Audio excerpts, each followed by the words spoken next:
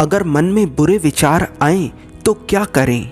अगर आपके मन में हर समय अश्लीलता से भरे विचार चलते रहते हैं या आपका मन हर समय कुछ ऐसा सोचता रहता है जो आपको नहीं सोचना चाहिए, तो बुद्ध से समझिए कि कैसे आप इस समस्या को खत्म कर सकते हैं।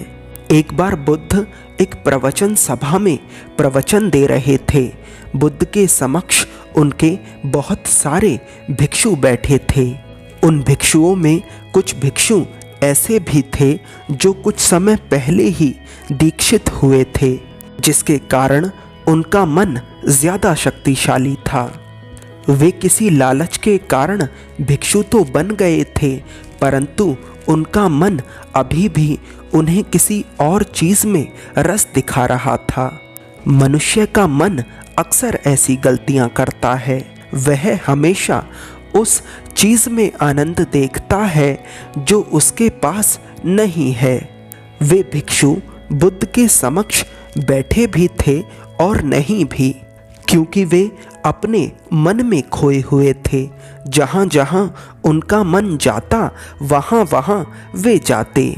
यहाँ पर एक बात समझने वाली है कि मन इतना भी शक्तिशाली हो सकता है कि बुद्ध जैसे व्यक्ति को भी अनदेखा करवा दे, परंतु बुद्ध की उपस्थिति इतनी भी कमजोर नहीं थी कि उन भिक्षुओं के मन पर चोट ना कर सके। चाहे कोई व्यक्ति कितना भी कठोर क्यों ना हो, चाहे कोई व्यक्ति अपने विश्वासों का कितना भी पक्का क्यों ना हो, मगर अगर एक बार बुद्ध के शब्द किसी के कान में चले गए तो उसका रूपांतरण निश्चित है। गौतम बुद्ध के जीवन काल में ऐसे बहुत सारे लोग हुए जिन्होंने शुरुआत में तो बुद्ध से नफरत करनी चाहिए, परंतु अंत में उन लोगों से बड़ा बुद्ध को मानने वाला कोई ना था। उन भिक्षुओं का मन प्रयास तो करता है कि उन्हें बुद्ध की उपस्थिति से वंचित रखा जा सके, परंतु बुद्ध की उपस्थिति ऐसा होने नहीं देती। बुद्ध बोलते बोलते अचानक चुप हो जाते हैं। वहाँ बैठे सभी भिक्षुओं के मन में यह प्रश्न उठता है कि बुद्ध बोलते बोलते अचानक चुप क्यों हो गए।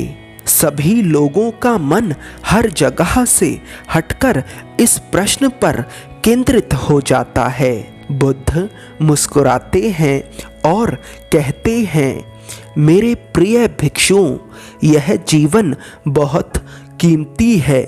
इसकी कीमत हमें तब समझ आती है जब यह हमारे पास बहुत थोड़ा बचता है।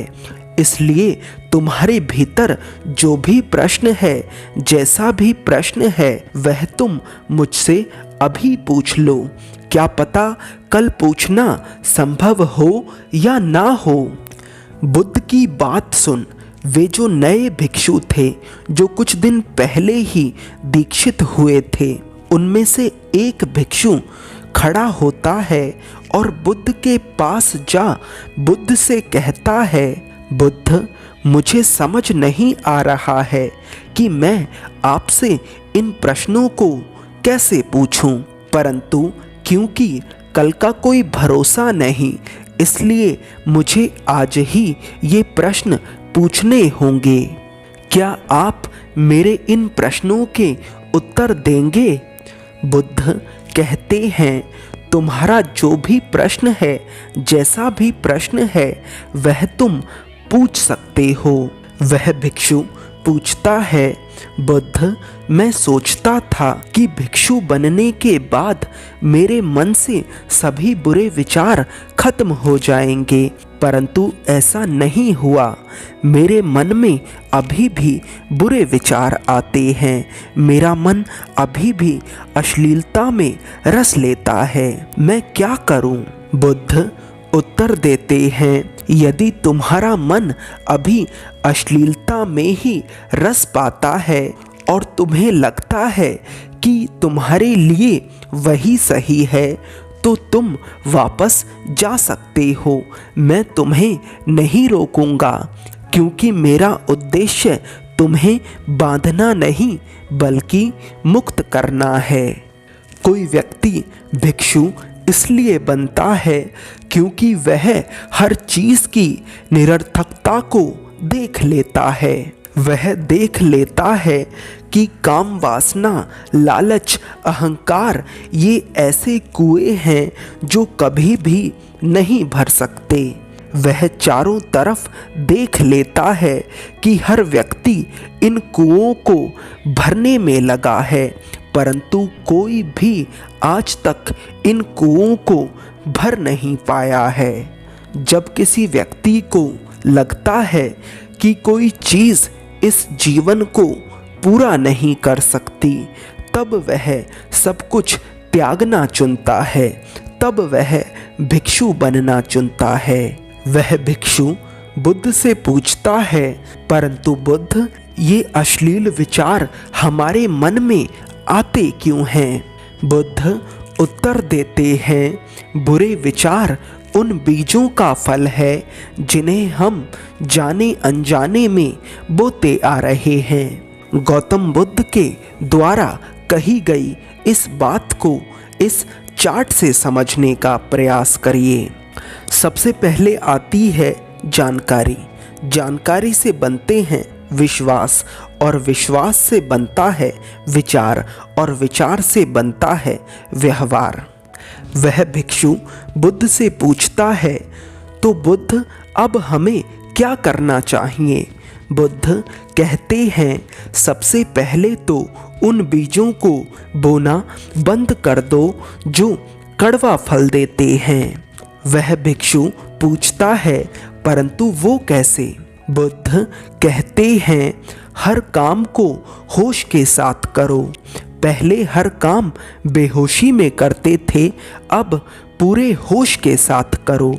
यहाँ पर एक बात समझनी ज़रूरी है कि होश का अर्थ यह नहीं कि आप हर काम को अजीब तरह से करने लगें। होश का अर्थ है कि आपको पता होना चाहिए कि आप किसी काम को क्यों कर रहे हैं और उसका लाभ क्या है। अपने जीवन में बहुत सारे काम हम ऐसे करते हैं जिनका हमें पता ही नहीं होता कि हम कर क्यों रहे हैं, और उन कामों को करने का लाभ बहुत क्षणिक होता है। बुद्ध कहते हैं, हर चीज़ को सम्यक रखो, चाहे वह सुनना हो, बोलना हो या फिर देखना हो, क्योंकि ये 5 इंद्रियां मन के द्वार हैं। इन द्वारों से ही मन को भोजन मिलता है। जितना ज़्यादा हम मन को गलत भोजन देंगे, उतना ज़्यादा हमारा मन शक्तिशाली हो जाएगा। इसलिए मन को उतना ही भोजन देना है जितना ज़रूरी है। गौतम बुद्ध का उत्तर सुन उस भिक्षु का जीवन को देखने का नज़रिया बदलता है और वह जीवन में आगे बढ़ता है।